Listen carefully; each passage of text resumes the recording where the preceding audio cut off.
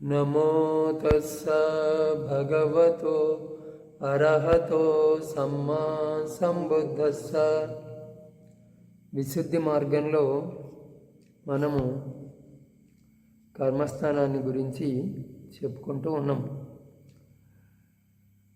కర్మస్థానాన్ని చెప్పే వ్యక్తి మొదట, ముఖ్యంగా పృథ్వీ కశనాన్ని తెలిపే వ్యక్తి మొదట 9 విషయాలను తెలపాలి. అవి 4 కశిన దోషాలు, కశినంలో ఉండేటువంటి 4 దోషాలు. తర్వాత కశినాన్ని నిర్మాణం చేసుకునే విధానము, చేసుకున్న వానికి దాన్ని ధ్యానించే విధానము, 2 విధాల నిమిత్తాలు, 2 విధాల సమాధులు, 7 విధాల అనుకూల ప్రతికూలాలు, 10 విధ అర్పణ కౌశల్యాలు, ప్రయత్నంలో సమత్వము, అర్పణ విధానము. ఈ 9 విషయాలను గురించి తెలపాల. వీటి గురించి మళ్ళీ మనము పృథ్వీ కశనంలో చెప్పుకుంటాం. మిగిలిన కర్మస్థానాలను కూడా వాటి అనుకూల విధిని బట్టి తెలపాలి. ఇవి అన్నీ ముందర భావనా విధాన ప్రకరణంలో స్పష్టం చేయబడతాయి. కానీ కర్మస్థానము తెలుపబడుతున్నప్పుడు యోగి నిమిత్తాన్ని గ్రహించి వినాలి. కర్మస్థానము తెలుపబడుతున్నప్పుడు యోగి దాన్ని చక్కగా విని గ్రహించాలి. నిమిత్తాన్ని గ్రహించి అంటే ఏమిటో చెప్తున్నాడు, ఎట్లా గ్రహించాలని. ఇది వెనుకటి పదము, ఇది తర్వాతి పదము, దీనికి ఇది అర్థము, ఇది అభిప్రాయము, ఇది ఉపమానము అని ఇలా ఒకదానితో మరి ఒకదానికి గల సంబంధాన్ని గుర్తుంచుకొని ఈ విధంగా నిమిత్తాన్ని గ్రహించి ఆదరంతో వినటం వలన కర్మస్థానము చక్కగా గ్రహింపబడుతుంది. వినేటప్పుడు చక్కగా ఇది వెనకటి పదము, ఇది తరువాతి పదము, దీనికి ఇది అర్థము, దీని అభిప్రాయం ఇది, ఇది ఉపమానము అని చెప్పే విషయాన్ని స్పష్టంగా గ్రహించాలి.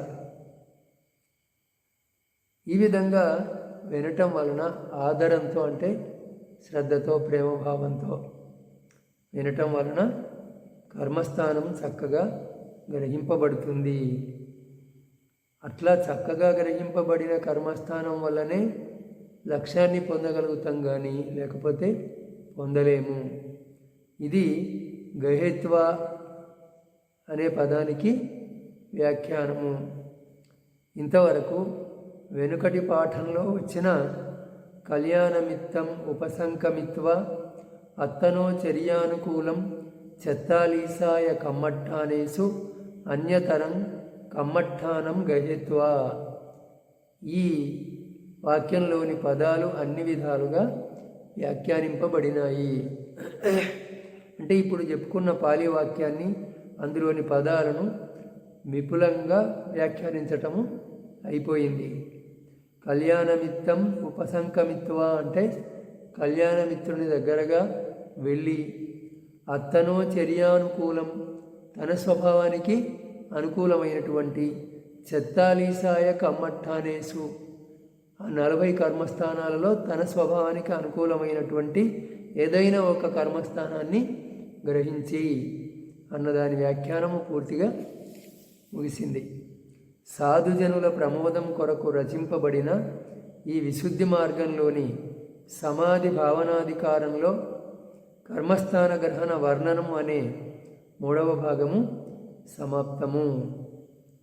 విశుద్ధి మార్గంలో ఈ సమాధి విభాగంలో కర్మస్థాన గ్రహణము, కర్మస్థానాన్ని స్వీకరించటము అనేటువంటి 3వ భాగము అయిపోయింది. ఇక 4వ భాగం సమాధి విభాగంలో ఎన్నవ భాగము? 4వ భాగం పృథ్వీ కశిన వర్ణనము. కశినాలు ఎన్ని? కశినాలు 10. అందులో మొట్టమొదటిది పృథ్వీ కశినము, భూమితో చేయబడినటువంటిది ధ్యాన సాధనం అన్నమాట. బయటి సాధనం. బయటి సాధనం అని ఎందుకు అంటున్నా అంటే ఉదాహరణకు శ్వాసను తీసుకున్నాం అనుకో, లేదా కాయగత సతి తీసుకున్నాం అనుకో, ఇవి నీ శరీరానికి సంబంధించినవి. కానీ పృథివీ, భూమి బయట ఉన్నది కాబట్టి మట్టి అని బయటది అని చెప్పుకోవడం. ఇప్పుడు ఇంతకుముందు చెప్పబడినట్లుగా సమాధి భావనకు అనుకూలంగా లేని విహారాన్ని విడిచి అనుకూలంగా ఉన్న విహారంలో విహరిస్తూ అనే దాని గురించి చెప్పబడుతుంది. ఇప్పుడు కర్మస్థానాన్ని స్వీకరించి ఎక్కడంటే అక్కడ నువ్వు దాన్ని సాధన చేయలేవు. అది విహారమే అయినా కూడా నీ సాధనకు అది అనుకూలంగా లేకపోతే కొన్నాళ్ళ కోసమైనా అనుకూలంగా ఉండే చోటుకు వెళ్ళి ధ్యానాన్ని చేసుకోవాలి. అయితే అనుకూలంగా ఉండటం అంటే ఏమిటి? ఆయా ఆచార్యులతో పాటు ఒకే విహారంలో నివసించే సౌకర్యము. ఆయా గురువులతో ఒకే విహారంలో ఉండేటువంటి సౌకర్యం. ఏదైనా అనుమానం వచ్చినప్పుడు ఆ గురువులను అడిగి తెలుసుకోవచ్చు. అది అనుకూలత ఉంటే అతడు అక్కడే కర్మస్థానాన్ని పరిశోధిస్తూ ఉండాలి. ఒకవేళ అటువంటి సౌకర్యం లేకపోతే గవ్యూతి అంటే 5600 గజాలు ఒక గవ్యూతి. ఎన్ని గజాలు? 5600. ఆ గవ్యూతి లేదా అర్ధయోజనం లేదా యోజనం లోపల అనుకూల విహారం ఉంటే అక్కడ ఉండాలి. ఇంత దూరం లోపల తగిన విహారం ఉంటే అక్కడ ఉండాలి. ఇలా ఉండటం వలన కర్మస్థాన విషయంలో ఏదైనా సందేహం కానీ మరుపు కానీ కలిగితే ముందుగానే విహారంలో ఇక్కడ చేయవలసినవన్నీ చేసి విహారంలో చేయవలసిన డ్యూటీలు కరెక్ట్గా చేయాలి. ఆ కాలంలో కూడా ఎవరికి ఏ డ్యూటీ వేయాలో వేస్తారు. ఇదిగో నువ్వు బోధి వృక్షం దగ్గర ఊడవాలా, నువ్వు వాకిలి ఊడవాలా, నువ్వు గేట్ దగ్గర ఊడవాలా, ఇట్లా అన్నీ ఎవరి డ్యూటీలు వాళ్ళకు ఉంటాయి, ఎవరు ఏం చేయాలనేది. అందువల్ల నేను ధ్యానం చేసుకునేది ఉన్నది అని ఇక్కడ చేయవలసినవి వదిలిపెట్టి పోవటం కాదు. ఇక్కడ చేయవలసినవి అన్నీ చేసి మార్గమధ్యంలో వచ్చే ఆ ఊరు దూరం ఉంటుంది కదా, యోజన దూరంలో ఉంటుంది, నడుమ వచ్చే ఊర్లలో భిక్ష చేసుకొని భోజనం చేసి అప్పుడు ఆ విహారానికి చేరుకొని, మధ్యలోనే భోజనం అయిపోతుంది కాబట్టి మళ్ళీ నడిచి విహారానికి చేరుకొని ఆనాడు ఆచార్యుని వద్ద కర్మస్థానాన్ని శోధించి, అంటే మళ్ళీ దీని గురించి ఆ కర్మస్థానం గురించి విపులంగా తెలుసుకొని మరునాడు ఆచార్యునకు వందనం ఆచరించి ఆ విహారం నుండి బయలుదేరి మళ్ళీ వచ్చే తోవలో భిక్ష చేసుకొని అతడు అలసిపోకుండా తన నివాస స్థానాన్ని చేరుకొనగలుగుతాడు. ఈ యోజనం లోపల ఉంటే, ఇంకా అంతకంటే దూరం ఉంటే కష్టం అవుద్ది ప్రయాణం చేయటం. ఒకవేళ యోజనం లోపల కూడా సౌకర్యవంతమైన స్థానం దొరకకపోతే అతడు కర్మస్థాన విషయంలో అన్ని కఠినమైన విషయాలను స్పష్టంగా తెలుసుకొని కర్మస్థానాన్ని విశుద్ధంగా తన ఏకాగ్రతకు అనుకూలంగా మలుచుకొని సమాధి భావనకు అనుకూలం కాని విహారాన్ని వదిలి దూరంగా పోయి కూడా అనుకూలమైన విహారంలో సాధనను అభ్యసించవచ్చును. మరి యోజనం లోపల అనుకూల విహారం దొరకకపోతే గురువు దగ్గర మొదటిసారే అన్ని విషయాల్ని స్పష్టంగా తెలుసుకొని వీలైతే 4 రోజులు అక్కడే ఉండి అన్ని విషయాల్ని స్పష్టంగా తెలుసుకొని తన ఏకాగ్రతకు అనుకూలంగా మలుచుకొని కర్మస్థానాన్ని విశుద్ధంగా తన ఏకాగ్రతకు అనుకూలంగా మలుచుకొని అప్పుడు నీ ఏకాగ్రతకు తగని విహారాన్ని వదిలి తగిన విహారానికి వెళ్ళి అక్కడ సాధనను అభ్యసించాలి. అనుకూలం కాని విహారాలు అంటే ఏమిటి? ఎట్లా ఉండే విహారాలు అనుకూలం కావు అంటే ఈ 18 దోషాలలో ఏ ఒక్కటి ఉన్నా అటువంటి విహారం అనుకూలం కాని విహారం అనబడుతుంది. ఆ 18 దోషాలు ఇవి: మహావిహారము, చాలా పెద్ద విహారం; కొత్త విహారము, విహారం అంటే ఆశ్రమం, అర్థమైంది కదా. జీర్ణ విహారము, పాతబడిపోయిన విహారం; మార్గానికి దగ్గరగా ఉన్నది, మంచినీటి స్థానానికి, ఆకులకు, పూలకు, పండ్లకు దగ్గరగా ఉన్నది, ప్రసిద్ధమైన క్షేత్రానికి దగ్గరగా ఉన్నది, నగరానికి దగ్గరగా ఉన్నది. 11వది కర్రలకు అంటే వంట చెరుకునిచ్చే వృక్షాలకు దగ్గరగా ఉండటం. 12వది పొలాలకు దగ్గరగా ఉండటం. 13 అనుకూలం కాని వ్యక్తులు కలది కావటం. 14 ఓడరేవుకు దగ్గరగా ఉండటం.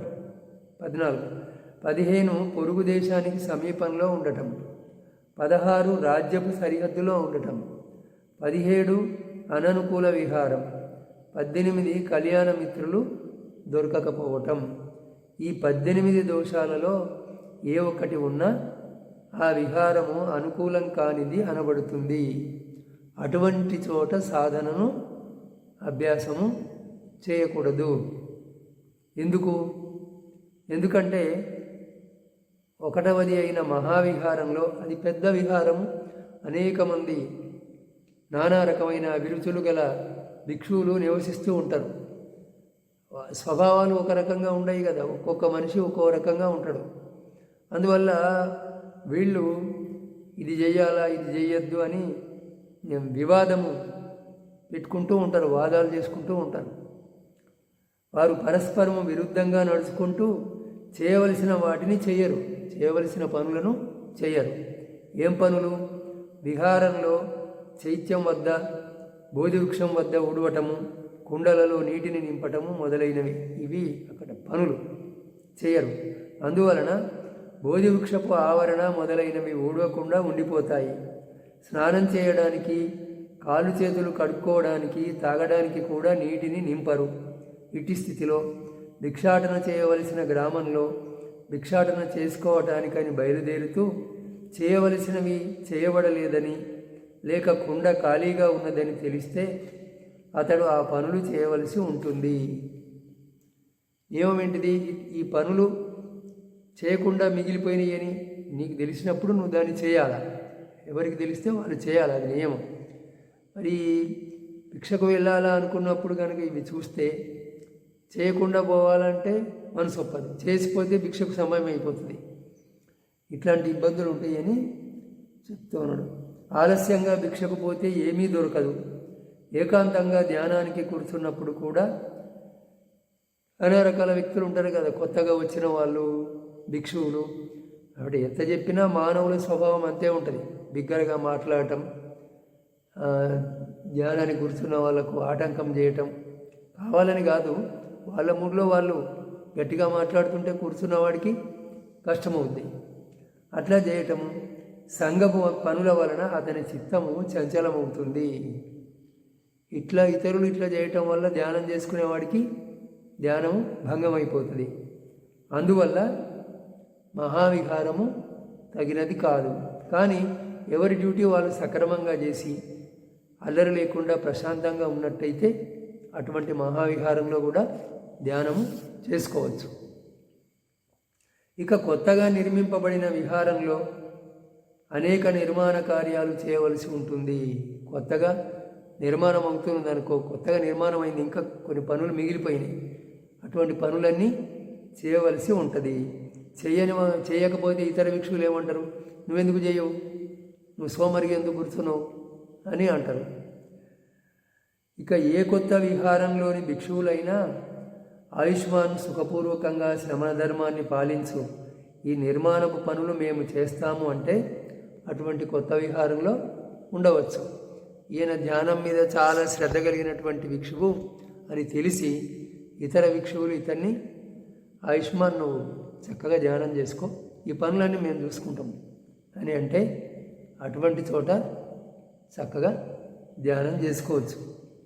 ఇక మార్గానికి దగ్గరగా, మెయిన్ రోడ్ రాజమార్గానికి దగ్గరగా ఉండే విహారంలో పగలు రాత్రి కొత్త భిక్షువులు వస్తూ ఉంటారు. వీళ్ళంతా బౌద్ధ భిక్షువులే. అప్పుడు వేల సంఖ్యలో భిక్షువులు ఉండేవాళ్ళు కదా, నిరంతరము పర్యటన చేసే భిక్షువులు చేస్తూ ఉంటారు. ఈ ఊరు నుంచి ఆ ఊరికి తిరుగుతూ ఉంటారు. మెయిన్ రోడ్డుకు దగ్గరగా ఉంటే వాళ్ళు ఎప్పుడు రావడానికి అవకాశం ఉన్నది. వేలగాని వేల వచ్చిన వాళ్లకు గది ఇవి చూపించాలి, ఆ కూర్చోవడానికి ఆసనము ఇవి చూపించాలి. ఇక్కడ ఉండే భిక్షువు యొక్క విధి అది. ఇక వేల వచ్చిన వాళ్లకు ఇవి చూపించి తాను పోయి చెట్టు కింద ఉండవలసి వస్తుంది.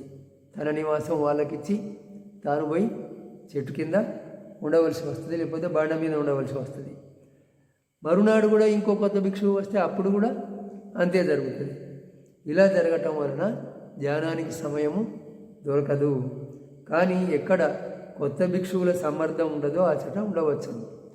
రోడ్డుకు దగ్గరగా ఉన్నా కూడా కొత్త భిక్షువులు రావటం పోవటం అనేది లేకపోతే అటువంటి చోట ఉండవచ్చు. రాతి కోనేరు ఉన్న చోట నీటి కొరకు అనేక మంది వస్తూ ఉంటారు. పూర్వకాలంలో ఆ కోనేరు ఎక్కడ ఉంటే అక్కడికి నీళ్ళ కోసం అందరూ పోయేవాళ్ళు కదా. నగరంలోని రాజకుటుంబ ఆశ్రయాన్ని పొందిన పెద్ద పెద్ద భిక్షువుల శిష్యగణము బట్టలకు రంగు వేసుకోవడానికి వస్తూ ఉంటారు. ఈ చీవరాలకు రంగు వేసుకోవడానికి వస్తూ ఉంటారు. ఏమంటే వాళ్ళు రాజగురువులం అనే అహంకారం ఉంటుంది కదా, కొందరికి అట్లా ఉంటుంది. వాళ్ళు పాత్ర, కర్రలు, ద్రోణిక అంటే రంగు వేసుకునే కుండి మొదలైనవి ఎక్కడున్నాయని అడిగినప్పుడు ఇక్కడున్నవి అక్కడున్నవి అని చూపవలసి ఉంటుంది. ఈ విధంగా అతడు ప్రజలతో ఎప్పుడూ చుట్టుముట్టబడి ఉంటాడు. అటువంటి కోనేరు ఉన్నటువంటి చోటు కూడా ధ్యానానికి అనుకూలము కాదు. ఇక ఆకులు, భిక్షువు కర్మస్థానాన్ని గ్రహించి ఆకుకూరలు ఉన్న చోట పగటిపూట సాధన చేసుకోవడానికి కూర్చుంటే, అంటే పూర్వకాలం ఇక్కడ అడవుల్లో కూడా ఆకుకూరలు దొరికేవి, ఏది వండుకొని తినే ఆకుకూరలు. అటువంటి చోట సాధన చేసుకోవడానికి కూర్చుంటే అతని చుట్టుపక్కల ఆకులు కోసుకునే స్త్రీలు పాటలు పాడుతూ ఆకులు కోస్తూ ఉండటం వల్ల విపరీత స్త్రీల దర్శనము, వారి మాటలు వినటము మొదలైనవి భిక్షువులకు విపరీత శబ్దాలతో కర్మస్థానానికి విఘ్నము కలిగిస్తారు. అటువంటి చోట స్త్రీలు ఆ ఆకుకూరలు కోసుకోవడానికి వచ్చి పెద్దగా మాట్లాడుతూ పాటలు పాడుతూ వాళ్ళు గోలగోల చేస్తే ఆ విధంగా కూడా ధ్యానానికి ఆటంకము కలుగుతుంది. ఇక పూలు పండ్లు ఉన్న చోట కూడా ఇదే విధంగా ఉంటుంది. పుష్పాలు, నానా విధాల పూల మొక్కలు పుష్పించి ఉన్న చోట కూడా పైన చెప్పినటువంటి ఆటంకాలు కలుగుతాయి. ఈ పూలియు వచ్చి ఇబ్బంది పెడతారు. తర్వాత పండ్లు, విహారంలో మామిడి, నేరేడు, పనస మొదలైన ఫలవృక్షాలు ఉంటే పండ్లు కావలసిన వారు వచ్చి అడుగుతారు. ఇవ్వకపోతే కోపగిస్తారు, లేకపోతే బలవంతంగా తీసుకుంటారు. సాయంత్రం విహారం నడుమ అటు ఇటు తిరిగేటప్పుడు భిక్షువు వారిని చూసి, ఉపాసకులారా ఎందుకు ఇలా చేస్తున్నారు అంటే వారు అతన్ని తిడతారు. విహారం నుండి బయటకు నెట్టివేయటానికి కూడా ప్రయత్నిస్తారు. దుర్మార్గులైన ఉపాసకులు ఈ విధంగా, ఉపాసకులు అంటే గృహస్థులు ఈ విధంగా చేస్తూ ఉంటారు. ఇక్కడికి ఈరోజు చాలు. ఇటువంటి స్థానాలని వదిలిపెట్టాలని ఇంకా ఉన్నాయి, పూర్తి కాలేదు. 18 కదా, మనం అవన్నీ చెప్పుకోవాలంటే రేపు పూర్తి అవుతాయి.